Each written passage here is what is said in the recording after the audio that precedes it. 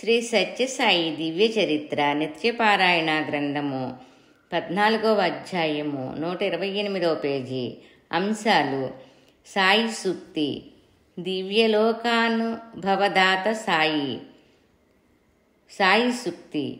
గాలియందు జ్యోతి కదలాడుచుండును, గాలి లేని చోట జ్యోతి కదలకుండు, గాలి వంటి ఆశ కట్టి వేసిన ఇంత నిశ్చలముగా మనసు నిలిచియుండు అంటారు బాబా. చిరుగాలిలో పెట్టబడ్డ దీపం రెపరెపలాడుతుంది. అదే గాలి లేనప్పుడు స్థిరంగా ఉంటుంది. గాలిని లేకుండా చేయటం సాధ్యం కాకపోయినా దానిని తగిన విధంగా నిరోధించి చెయ్యి అడ్డుపెట్టి దీపం నిశ్చలంగా వెలిగేటట్లు చేయవచ్చు. వ్యక్తికి ఉండే అంతులేని ఆశలు గాలి వంటివి, మనసు దీపం వంటిది. మనసు స్థిరం కావాలంటే జరగవలసింది ఆశలు తగ్గటం. దానికి అవసరం నిత్య సాధన.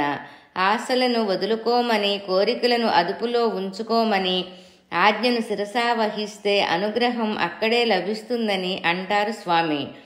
స్వామి మాటలలో వింటే నేను చెప్పినట్లు తూచా తప్పకుండా నడుచుకోవాలి.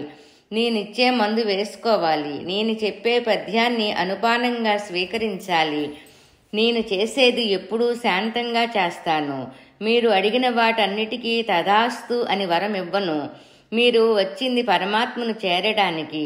అది గ్రహించక మాయను తలకెక్కించుకొని దించుకో చేతకాక బాధపడుతూ బాహ్య ఫలితాలను అర్థిస్తూ పోతుంటే ఏమి ప్రయోజనం? మీరు శాంతంగా కాచుకొని ఉంటే నేను తప్పక సంతోషం ఇస్తాను. ప్రపంచ పురాణాలలో, ముఖ్యంగా భారతదేశ పురాణాలలో అనేక దివ్య లోకాల వర్ణన ఉంది. చాలామందికి దీనిని గురించిన అనుమానం ఉంటూ ఉంటుంది. దీనికి సమాధానం ఈ కథలో దొరుకుతుంది.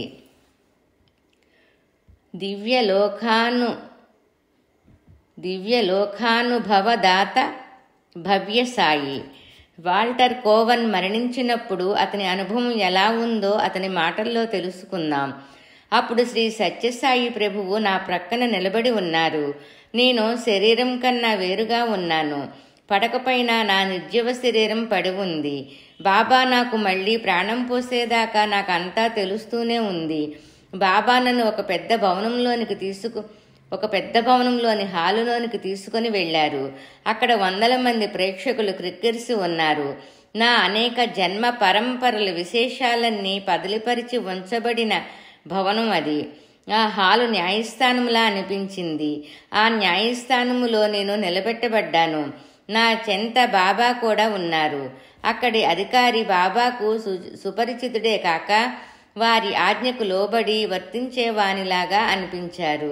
ఆయన మంచివాడుగా, దయామయుడుగా అనిపించాడు.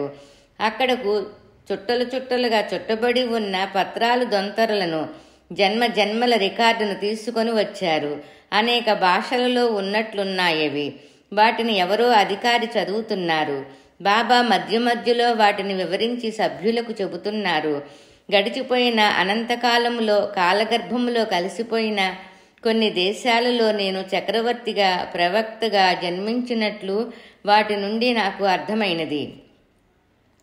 గడిచిన ప్రతి జన్మలోనూ నేను గొప్పగా జీవించినట్లు తెలుసుకొని నమ్మలేకపోయాను.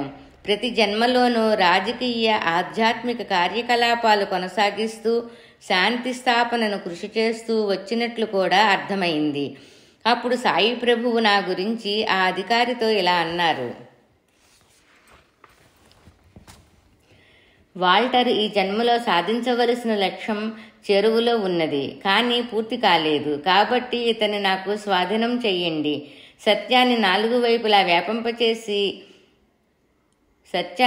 వైపులా వ్యాపింపచేసే ఉద్యమాన్ని ఇతడు నిర్వహించగలడు అని న్యాయాధిపతి కూడా వెంటనే సమ్మతించి, మీ సంకల్పం ప్రకారమే జరుగుతుంది అన్నాడు.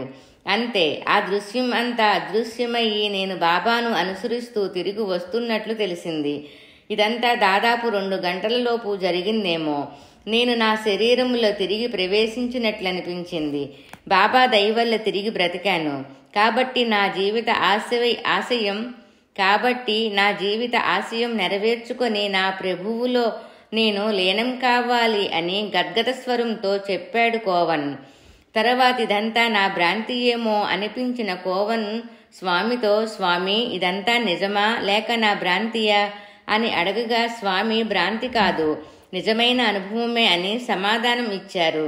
ఇతర లోకాలు ఉన్నవో లేవో అనే అనుమానాలు ఉన్నవారికి వారి అనుమాన నివృత్తి అవుతుంది ఈ కథనంతో.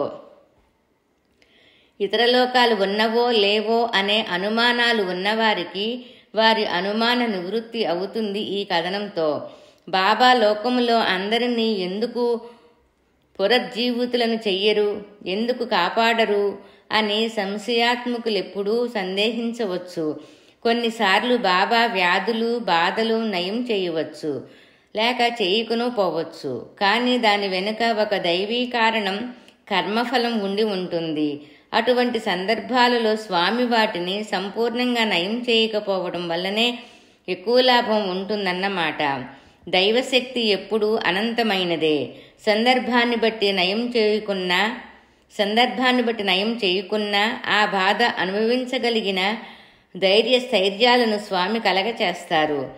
అనుభవించక తప్పని కర్మ పాశం యొక్క తీవ్రతను కూడా కొంత తగ్గించవచ్చు. మనకు తెలియకుండానే మనలో మార్పు కలగచేసి సన్మార్గం చూపిస్తారు. ఆ వివరాలు స్వామి చెప్పకపోవచ్చు, కాబట్టి అర్థం కాకపోవచ్చు. అర్థం చేసుకోవలసిన బాధ్యత మనది. విభూత్యభ్యర్చితం సదా దివ్యానుభూతిదాయకం సతతోధారకం సర్వం సాయం వందే జగద్గురుం. ఓం శాంతి శాంతి శాంతి. శ్రీ సత్యసాయి నిత్యపారాయణ గ్రంథము 14వ అధ్యాయం సంపూర్ణం.